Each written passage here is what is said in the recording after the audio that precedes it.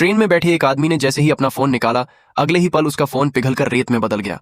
उसने देखा कि बाकी यात्रियों के फोन भी धीरे धीरे गायब हो रहे थे, लेकिन अजीब बात यह थी कि कोई और ध्यान ही नहीं दे रहा था। वह आदमी बुरी तरह डर गया और ट्रेन से पागलों की तरह भाग निकला। लेकिन बाहर सड़क पर रखे फोन भी अचानक फटने लगे और रेत की तरह बिखर गए। यहां तक कि मोबाइल बेचने वाली दुकान भी बच नहीं पाई। काउंटर पर रखे सारे फोन पिघलकर गायब हो गए और पलक झपकते ही मोबाइल की दुकान एक स्टेशनरी स्टोर में बदल गई। और भी अजीब यह हुआ कि आदमी के सिर में तेज दर्द उठा और उसके दिमाग से मोबाइल फोन की यादें भी मिटने लगीं। दरअसल यह सब इसलिए हुआ क्योंकि उस आदमी ने मृत्युदेव से सौदा किया था कि वह जितने दिन जिएगा, हर दिन दुनिया से कोई ना कोई चीज गायब हो जाएगी। कुछ पाने के लिए कुछ खोना जरूरी है। आदमी का नाम था सातो। 30 के दशक का एक अकेला साधारण कर्मचारी। उसकी जिंदगी बिल्कुल नीरस और बिन किसी योजना के चल रही थी। भविष्य के बारे में उसने कभी नहीं सोचा, बस हर दिन को जैसे तैसे जीता गया। लेकिन एक दिन दफ्तर से लौटते समय उसके सिर में जबरदस्त दर्द उठा और वह जमीन पर गिर पड़ा। डॉक्टरों ने बताया कि यह एक घातक ट्यूमर है और अब इसका कोई इलाज नहीं। सातो तुरंत डर और निराशा में डूब गया। वह अभी जवान था।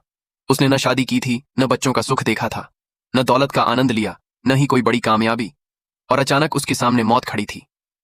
इन्हीं ख्यालों में डूबा उसने अपने घर में देखा कि उसके सामने एक आदमी बैठा था और हैरानी की बात यह थी कि वह बिल्कुल सातो जैसा दिखता था। वह आदमी बोला, मैं मृत्युदेव हूं, कल तुम्हारी मौत तय है। लेकिन अगर तुम सौदा करना चाहो तो हर दिन किसी एक चीज को दुनिया से मिटाने के बदले तुम्हें एक दिन और जिंदगी मिल सकती है। सातो पहले तो झिझका, तब मृत्युदेव ने समझाया, इस दुनिया से चाहे कुछ भी गायब हो जाए, दुनिया फिर भी चलती रहेगी। यहां तक कि तुम भी मर जाओ तो दुनिया चलती रहेगी।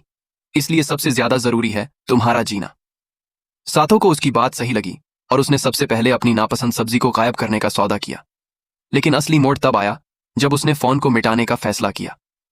फोन जो उसके जीवन का अहम हिस्सा रहा था, लेकिन मौत के सामने वह भी तुच्छ लग रहा था।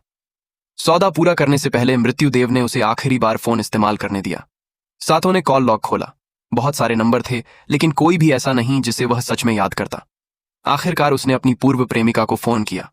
उससे उसने पूछा, अगर यह दुनिया से फोन हमेशा के लिए गायब हो जाए तो तुम आखिरी बार किसे कॉल करोगी? उसकी पूर्व प्रेमिका को सातो की यह बात बचकानी लगी। उसे याद आया कि सातो हमेशा मजाक और काल्पनिक बातों में खो जाता था, लेकिन हकीकत से भागता था। दरअसल दोनों की मुलाकात भी फोन से ही हुई थी। एक दिन टीवी देखते हुए सातो को गलती से एक अनजान कॉल आई। कॉल काटने की बजाय सातो ने अंदाजा लगाकर फिल्म का नाम बता दिया। बस वहीं से दोनों के बीच बातचीत शुरू हो गई।